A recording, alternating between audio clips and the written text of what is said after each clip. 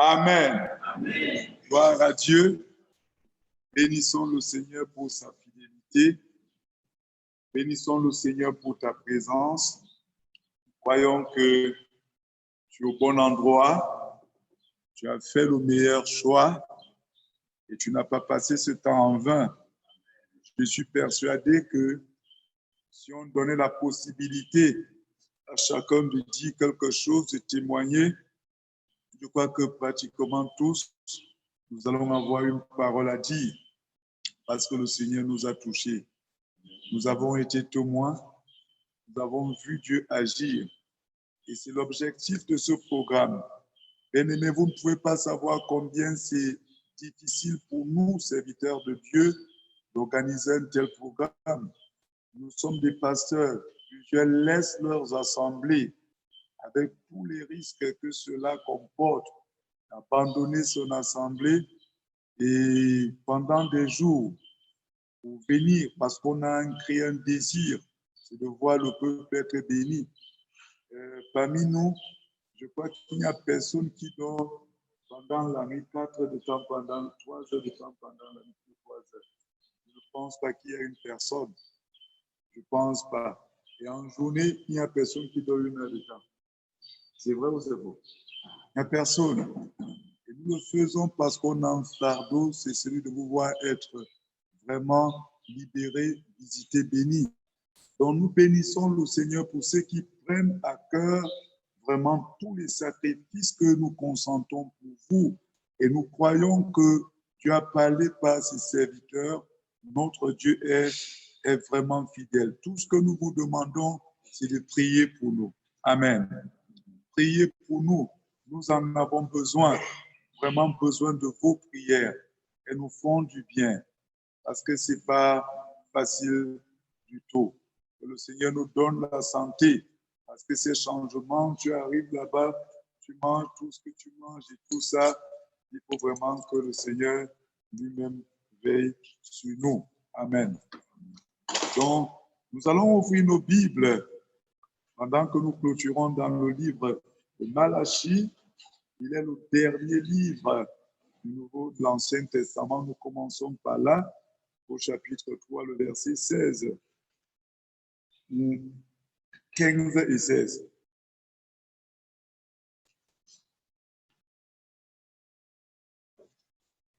Voilà ce qui est écrit. Alors ceux qui craignent l'Éternel, non, verset 15. Maintenant, nous estimons heureux les hautains. Oui, les méchants prospèrent. Oui, ils tentent Dieu et ils échappent. Vous voyez, ça devient extrêmement dangereux quand le peuple de Dieu, les enfants de Dieu, arrivent à une telle conclusion. Vous voyez, en lisant cela, cela peut nous amener à comprendre jusqu'où ces hommes languissaient après la visitation, la touche de Dieu, la délivrance de Dieu, la bénédiction matérielle, financière, sentimentale à tous les niveaux. Et ce qui est embêtant, c'est qu'autour d'eux, et ils prient, ils se privent, se mettent à part pour vivre la vie de Dieu. Autour d'eux, il y en a qui sont l'inverse, je vous assure, le contraire. Ils pêchent à outrance contre Dieu. Ils attristent Dieu sérieusement. Mais c'est eux qui sont épanouis. Épanouis sur le plan matériel, épanouis sur le plan sentimental, épanouis sur le plan financier, épanouis sur le plan professionnel. Les nominations, c'est eux. Les bonnes missions, c'est eux. Mais toi qui sers Dieu, rien, tout est bloqué, fermé. Et ils arrivent donc à une conclusion. C'est dangereux. À quoi ça nous sert même de servir Dieu? Si autour de nous, si dans ma famille, depuis que je prêche l'évangile, je n'ai pas un témoignage, ce sont mes frères non croyants, mes sœurs non croyantes C'est elles qui ont le vent en poupe quand il y a réunion. Dès qu'on commence à parler finance, on me donne la prière d'ouverture. En attendant voir ce que je vais faire, je vais apporter pour me donner la prière de clôture. Parce que la prière de clôture déterminera si j'ai aussi bien parlé financièrement. Mais si je n'ai rien fait, on me met de côté. C'est un peu comme le cas de Anne. Quand Pénina pouvait se vanter de ses enfants et que Pénina pouvait, a dit qu'avec tout l'orgueil, le mépris, imbu d'elle-même, elle dit Dieu, Dieu. Si on dit qu'Anne passait le temps dans la maison de Dieu, ça veut dire qu'elle, Pénina là, vos choses, alléluia, amen là. Elle n'était pas là de près ou de loin, mais c'est son ventre qui était fécond. Celle qui priait Dieu, celle qui jeûnait, c'était extrêmement compliqué. Tu peux faire le concours, toi enfant de Dieu, pendant que les autres passent, toi tu échoues toujours avec succès. C'est-à-dire que vous savez comment on échoue avec succès? Parfois c'est à l'oral. Tu arrives à l'oral, ta passe s'arrête là-bas. Et ces gens, donc, après avoir a dit que regarder autour d'eux, analyser et tout, ils étaient dans une frustration qui ne dit pas son nom.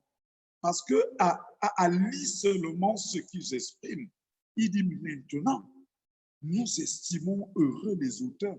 En d'autres mots, je préfère même être auteur aussi, parce que si l'auteur est heureux, si l'orgueilleux est heureux, si celle qui ne croit pas est heureux, moi je fais quoi avec un Dieu qui ne bénit pas?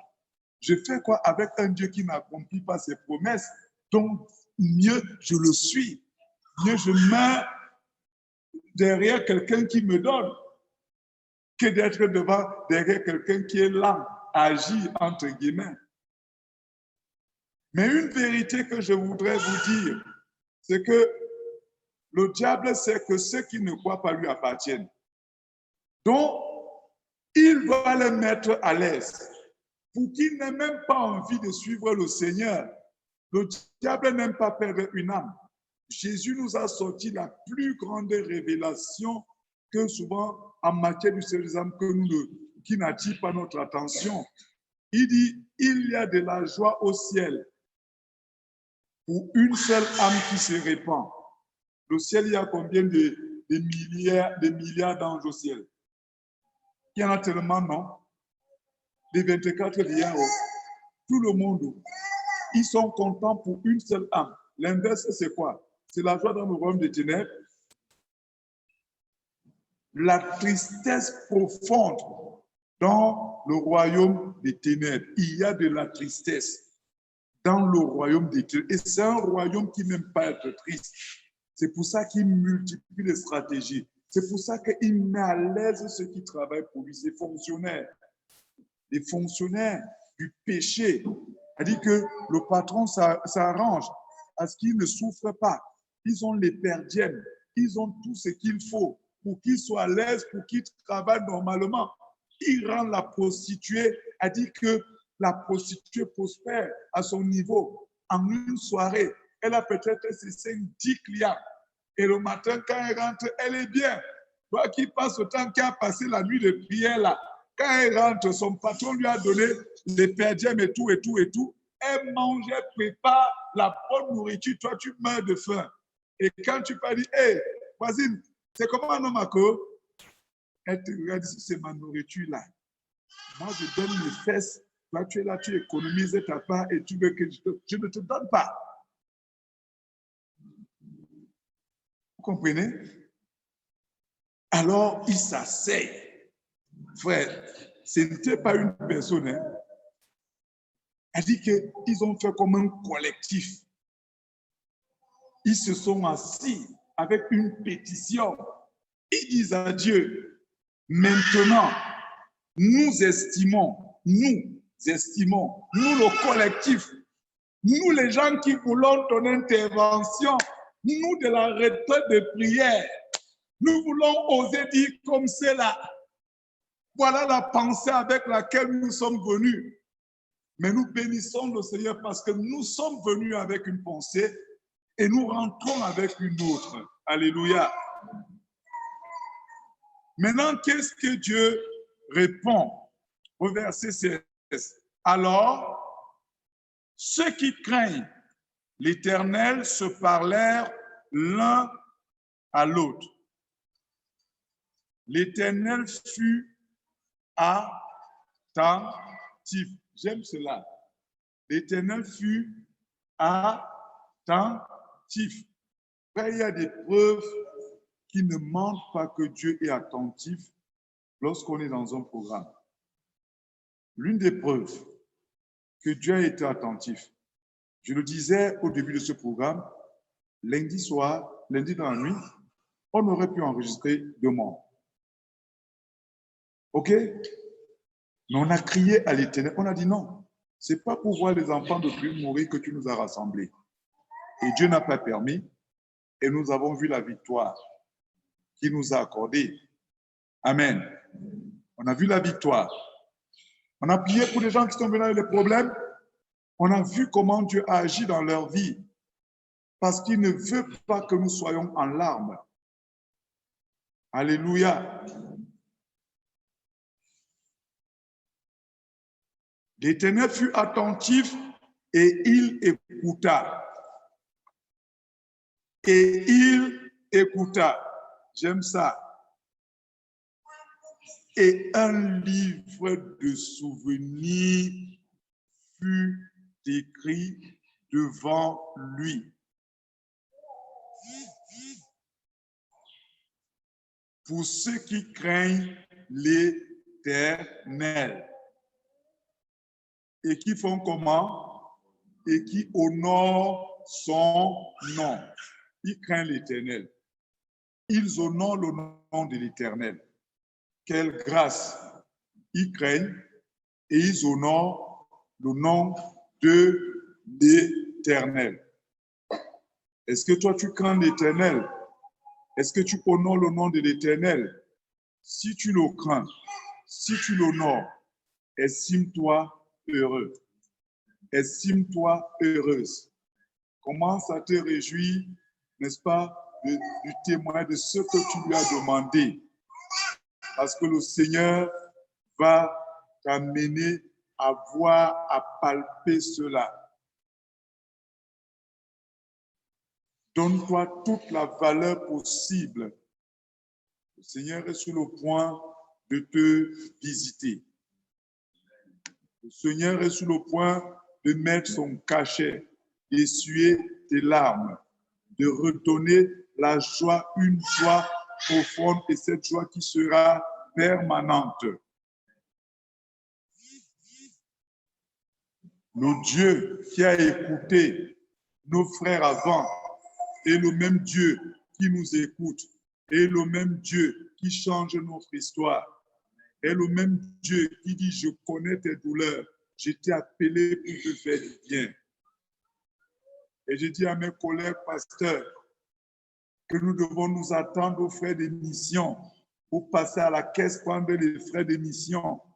Parce qu'après avoir travaillé, Dieu doit nous donner les perdièmes. C'est notre patron. Et c'est ça, j'attends. Dieu doit le faire.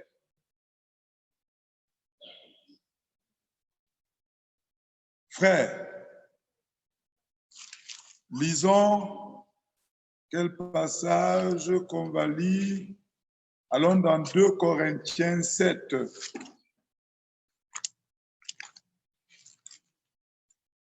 2 Corinthiens chapitre 7, le verset 1. Qu'est-ce qui est écrit dans 2 Corinthiens 7, verset 1? Le verset 1 qui est la suite, le verset 18 du chapitre 6 qui dit « Je serai pour vous un père, et vous serez pour moi des fils et des filles, dit le Seigneur Tout-Puissant, tel qu'il s'est révélé à Abraham, comme nous avons vu le matin.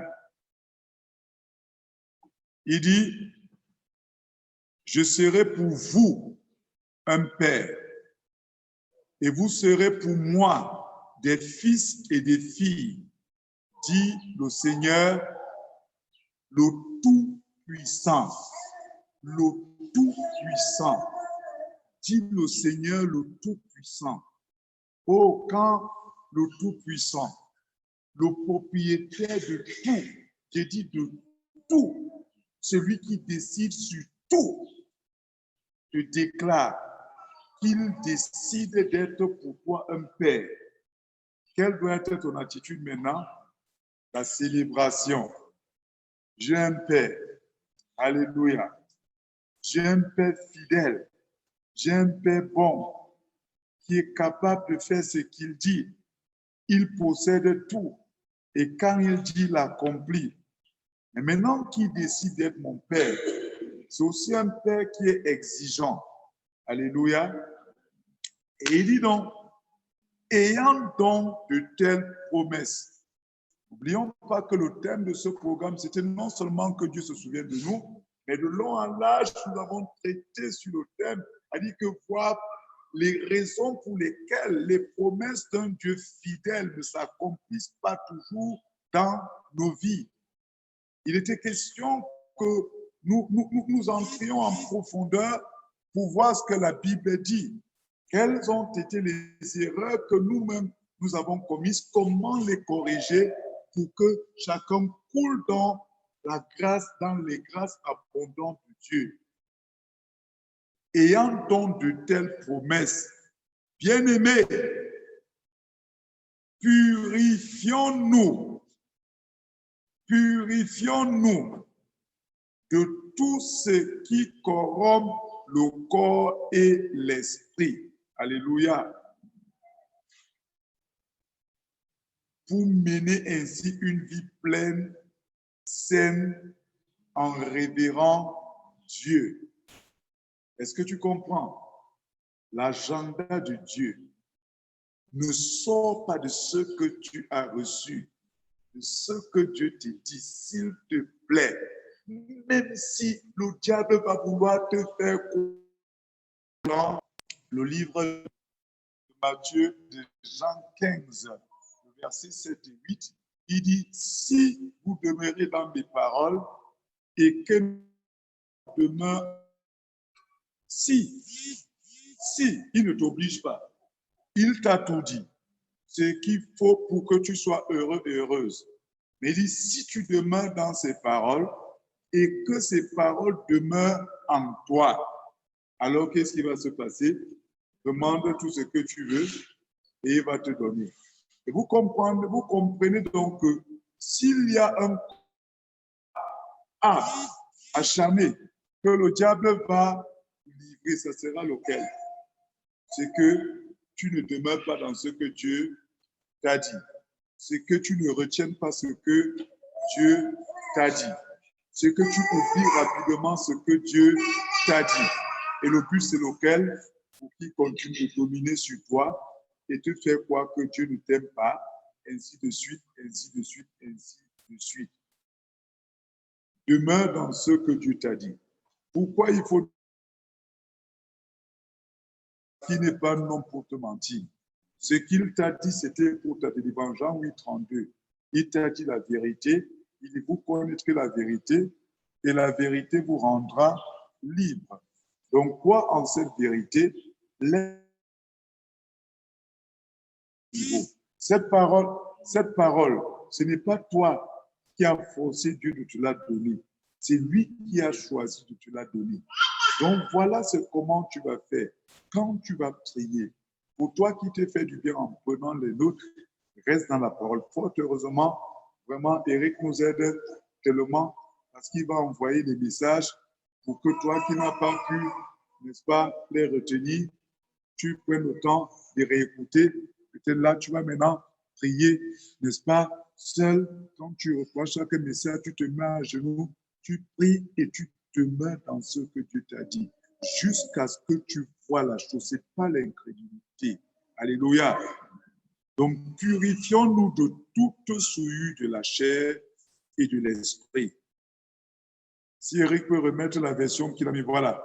Il dit, mes amis, puisque nous possédons ce qui nous a été promis en ces termes, purifions-nous de tout ce qui corrompt le corps. Alléluia. Il dit, tout ce qui corrompt le corps, il faut se purifier. Ce qui corrompt le corps et l'esprit. Mener ainsi une vie pleine, pleinement sainte, en révérant Dieu. Alléluia. Une vie sainte, en craignant Dieu, en révérant Dieu, en mettant Dieu au-dessus de toute autre chose. Regardons ce que la Bible dit. Allons-y dans Hébreux, chapitre 4. Hébreux 4, le verset 1 et 2. Hébreux 4, verset 1 et 2. Ou encore jusqu'au verset 3. Écoutons. Ainsi donc, pendant que la promesse d'entrer dans le repos de Dieu est toujours en vigueur, pendant que la promesse de recevoir tout ce que Dieu t'a promis est encore là, qu'est-ce qu'il nous conseille? Il nous conseille quoi? Il dit quoi? Craignons que l'un d'entre vous ne se trouve coupable d'être resté en arrière. Oh, j'aime cette version. Qui ne se trouve coupable d'être resté en arrière. En d'autres mots, dans les choses de Dieu, il y a toujours ceux qui avancent. Il y a toujours ceux qui avancent à grande vitesse. Et il y a d'autres qui réalisent toujours l'exploit d'avoir le ministère de Soya. Quand je parle de Soya, beaucoup ici ne peuvent pas le voir. Ici. Le cycliste, le passage, le même parce qu'il était un one-tête là-bas à la carrière, qui connaît l'histoire du cyclisme à Yaoundé. Parce que peu ici ne connaissent pas. Soya, lui, il avait une particularité. On connaissait que la course est finie quand Soya passe. Il était toujours dernier. Le père, toujours dernier. Quand il passe, tout le monde, on l'acclame, Soya, Soya. Il était plus acclamé que le premier. Je n'exagère pas. Je vous assure. Il était toujours dernier. Papa, Soya, Soya, Soya. Dès qu'on le voit. Donc, allez-y, lui n'a pas de problème. Lui vient, lui, il est dernier. Et je crois que certainement qu'il avait une prime qu'on lui donnait toujours. C'est pour ça que lui savait que, mais ne sois pas dans le ministère de Soya. Ou pendant que les autres courent, toi, tu es toujours là pour arriver en dernier lieu. Non. Cours. Sois parmi les premiers. Il y a un principe dans les fêtes. Quand on dresse la table, quand on commence à choisir, la table numéro tel passe, la table numéro, c'est là où tu commences à voir comment les cœurs se mettent en colère. Pourquoi les cœurs se mettent en colère? Parce que les dernières tables ne trouvent plus rien. Et les premiers se servent correctement et bien. Donc, c'est toi, elle dit que pendant que cette retraite est en train d'aller à sa fin, rassure-toi que tu as pris le meilleur. Frère, sœur, écoute-moi. Si c'est le mariage, ne sois pas le genre d'humilité là où tu dis, Seigneur, moi je vais me marier, cela me suffit. Prends le meilleur.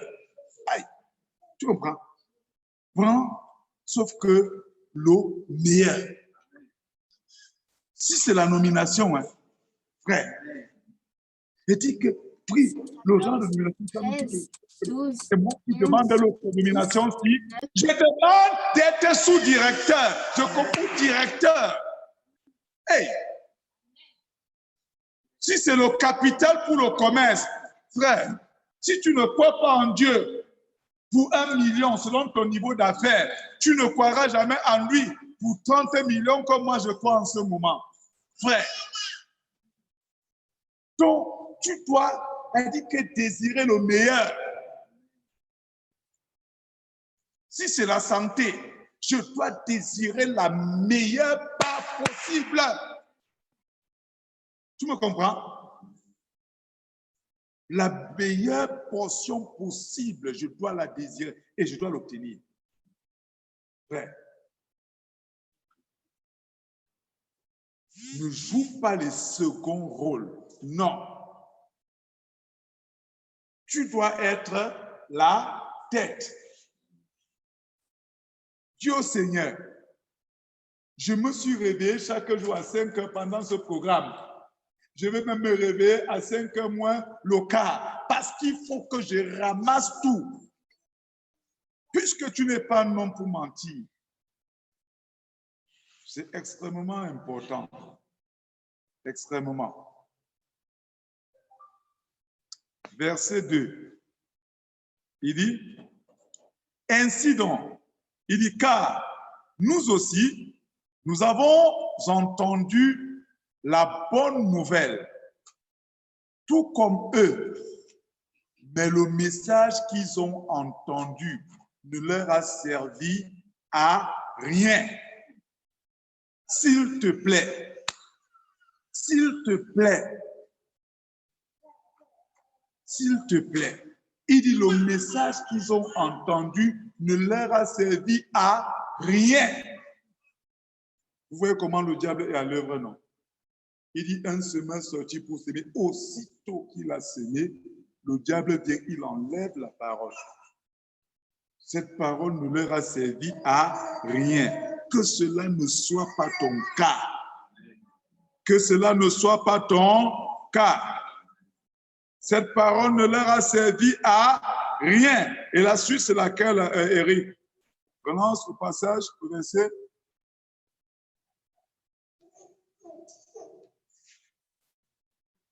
Oui, oui.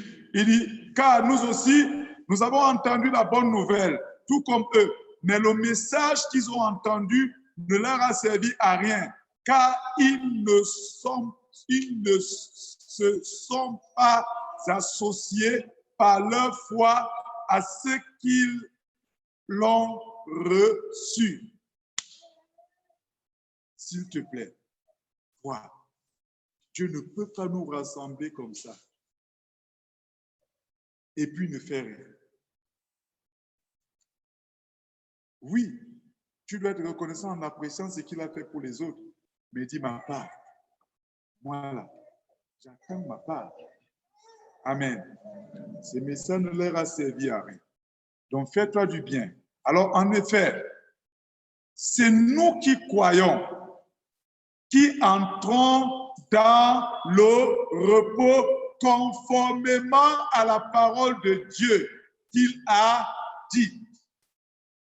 C'est pourquoi, dans ma colère, j'ai fait ce serment. Ils n'entreront pas dans mon repos.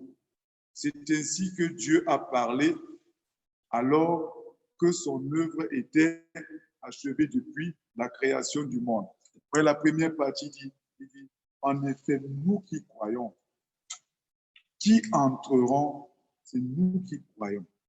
C'est toi qui crois. C'est toi qui crois.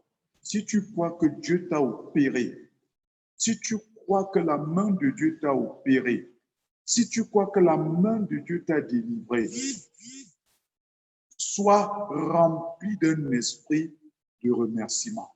Remercie-le parce que sa parole sortie est égale à une réponse. Je crois que c'est le pasteur Valérie qui rappelait ce que le pasteur, les auteurs du pasteur Germain ici, dans Isaïe 55, et à partir du verset 8-9, en descendant, qui dit, quand la parole de Dieu sort, elle ne rentre pas l'effet pour lequel elle est sortie. Frère, sœur, en le remerciant de ce que tu as reçu, Dieu pourra te surprendre même dans les toilettes, voir ce qui sort de toi. Dieu pourra te surprendre à tout moment parce qu'il est un Dieu fidèle, parce qu'il n'est pas un homme pour mentir. Nous lisons le dernier verset. Allons dans le livre des Proverbes. Le livre des Proverbes, le chapitre 8. Comme si Dieu lui-même m'a classé. Tu vois comment j'ouvre, ce n'est que là que ma main passe seulement.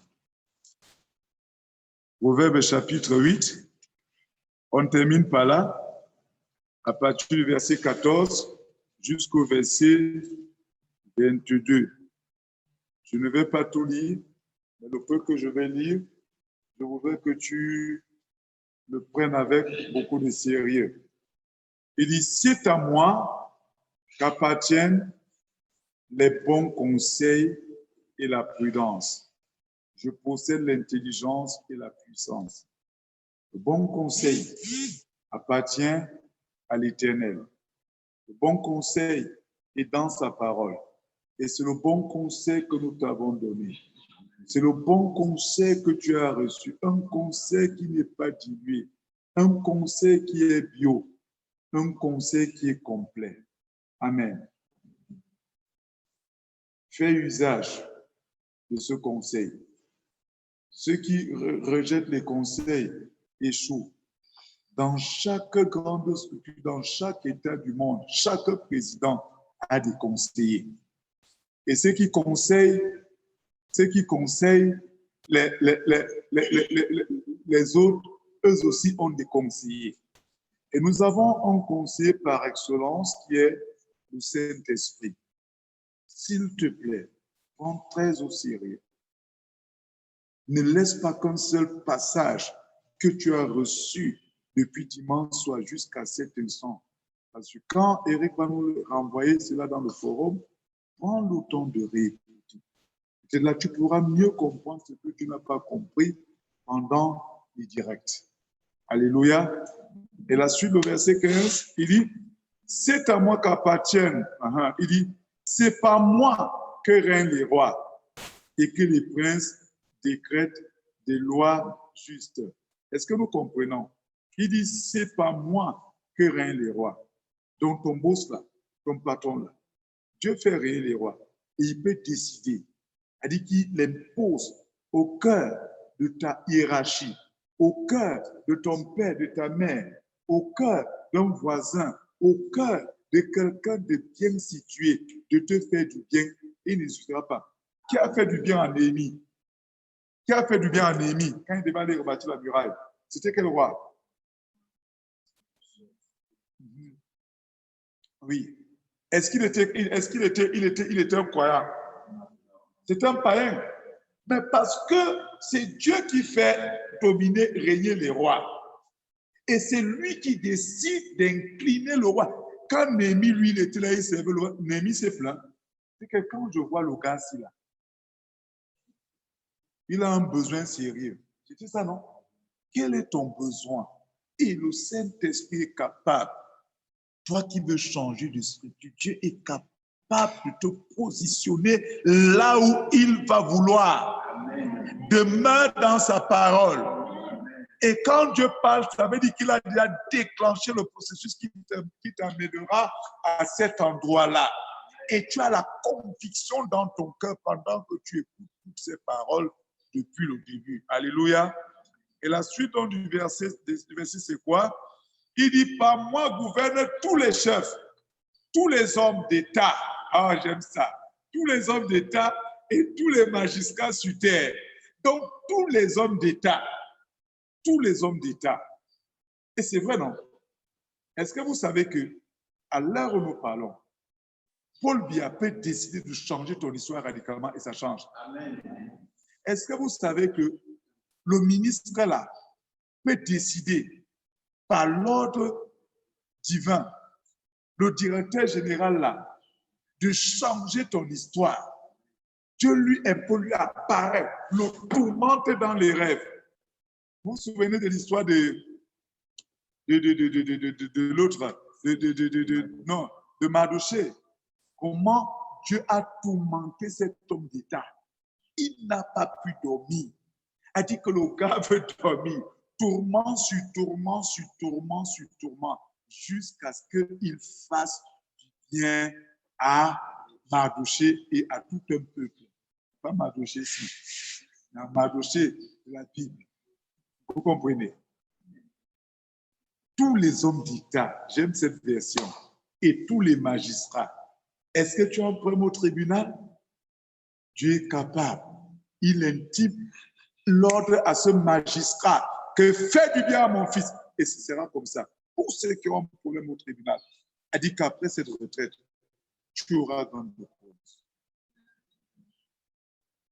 C'est établi. Et la suite, c'est laquelle? La suite, oui. Il dit, moi, j'aime ceux qui m'aiment. Et ceux qui me cherchent ne manquent pas de me trouver. J'aime ceux qui m'aiment. Si quelqu'un aime ceux qui l'aiment, il fait comment? Il déteste ceux qui le détestent. N'est-ce pas? C'est ça, non? Hein? Ceux qui me cherchent me trouvent. Et tu penses que tu as cherché Dieu. Si tu l'as cherché, rassure-toi, tu l'as trouvé. Amen. Et la suite du verset, je suis accompagné de la richesse et du bonheur. Hein? La richesse et le bonheur. Et des biens durables. Richesse, bonheur et biens durables. La paix durable dans ton cœur, dans ton foyer, ça appartient à Dieu. Le bonheur durable dans ton lieu de service appartient à Dieu. Tout ce dont tu as besoin de durable appartient à Dieu. L'élévation durable appartient à Dieu. Je ne parle pas de l'élévation, on ne peut pas donner des enveloppes, n'est-ce pas, aux gens. Moi, je parle de l'élévation durable. Dieu seul est capable, il connaît le poids de celui qui l'élève. Il sait qu'il pèse 100 kilos, plus de 100 kilos comme ses jours. Donc, quand il t'élève, il te maintient là pour que tu ne tombes pas. C'est ça, non? Et la suite, donc, maintenant, c'est laquelle? Il dit, mon fruit est plus précieux que l'or. Alléluia. Lui-même que l'or le plus fin. Et les profits que je rapporte valent mieux qu'un argent de choix. C'est le pasteur Germain qui disait que Dieu est un homme d'affaires. Il dit le profit. Quand on parle de profit à investissement, hein? Donc, Dieu dit que lui seul peut te permettre de faire le profit. Toi qui faisais le commerce là, tu n'avais jamais mangé l'argent, le bénéfice. À partir de maintenant, Dieu t'établit. Sois fidèle avec Dieu. Dans tes offrandes, dans tes dîmes, obéis à Dieu et tu verras ce que Dieu va faire. Amen. Alors, pour finir, qu'est-ce que ça dit dans Éric? Je marche sur la voie de la justice et je suis les sentiers de l'équité. Alléluia. Oh, j'aime ça. Il marche sur la voie de la justice. S'il te plaît, reste attaché au Seigneur. Vis pour Dieu. Recherche ce qui est juste. Que ton cœur soit propre, pur, lavé, sanctifié. Aime Dieu. Mets-toi à son service. Ce qu'il t'a révélé, tu vas le voir très bientôt, très, très bientôt. Alors la fin, c'est dans laquelle il dit, pour combler de bien ceux qui m'aiment et remplir leur trésor. On peut donc s'arrêter là. Dieu veut te combler de bien. Il veut remplir ton trésor pour que Jean 10:10 puisse s'accomplir dans ta vie. C'est par ces mots que le Seigneur nous conduit à la fin de cette grande retraite de prière qui, pour moi, pendant que nous apprêtons à la finir, a été pour moi l'une des meilleures retraites que nous ayons eues depuis que nous avons commencé. Parce qu'avec ce que Dieu nous a dit, Si tu restes là-dedans, tu vas aller de témoignage en témoignage, de gloire en gloire. Les gens vont t'accuser bientôt de sorcellerie. Mais ça sera la bonne sorcellerie. Tu seras le plus beau sorcier qui existe. Amen.